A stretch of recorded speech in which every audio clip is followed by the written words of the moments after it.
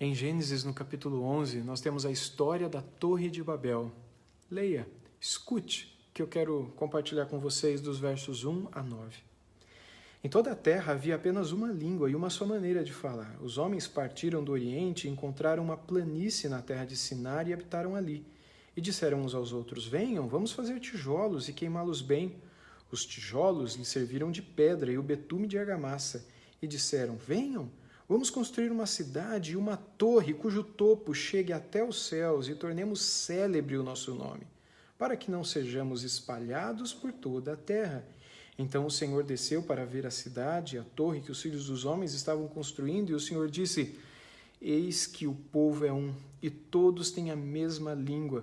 Isto é apenas o começo, agora não haverá restrição para tudo que planejam fazer. Venham, vamos descer e confundir a língua que eles falam, para que um não entenda o que o outro está dizendo. Assim o Senhor os dispersou dali pela superfície da terra e pararam de edificar a cidade.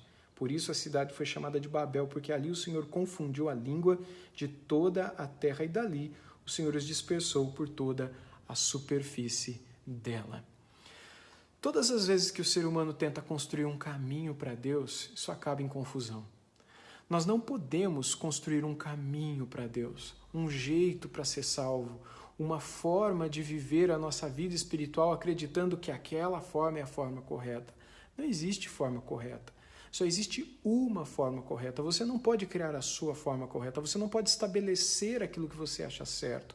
Você não pode dizer, para mim, Deus é isso. Eu acho que o caminho para Deus é aquilo. Não, todas as vezes que nós fazemos isso, nós estamos criando um Deus diferente das Escrituras. Um Deus segundo a nossa própria mente, um Deus segundo o nosso próprio coração. E isso é a quebra do primeiro mandamento, quando o próprio Deus diz, não terás outros deuses diante de mim. E o que os cidadãos lá de Babel estavam fazendo era construir um outro caminho para Deus.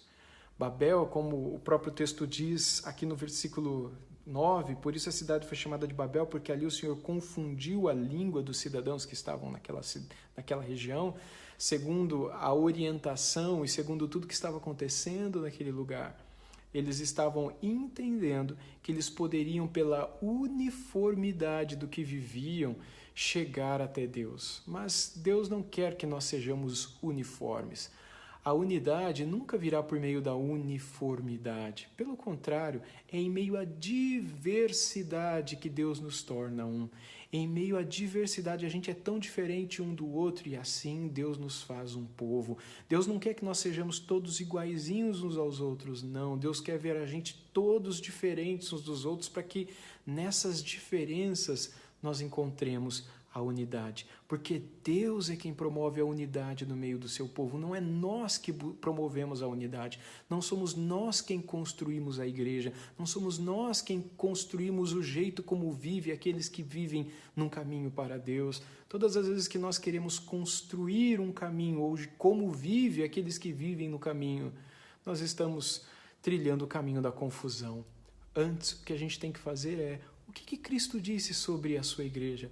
O que Cristo disse sobre o caminho para Deus? O que Cristo disse sobre o caminho para o céu? Será que a nossa vida está uma verdadeira Babel?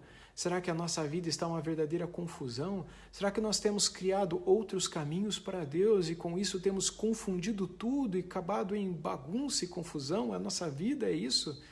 Se assim for, nós estamos perdidos. Mas se nós nos encontrarmos com Cristo no meio do caminho, sem dúvida nenhuma, nós encontraremos aquele que é a fonte da água da vida, aquele que é o pão do céu, aquele que é o próprio pão que veio para saciar a nossa fome, aquele que é o caminho, aquele que é a verdade, aquele que é a vida. Você deseja conhecê-lo para que a sua vida seja de paz e não de confusão? Conheça-o, porque essa é a única forma de você realmente estabelecer uma vida e um caminho de paz.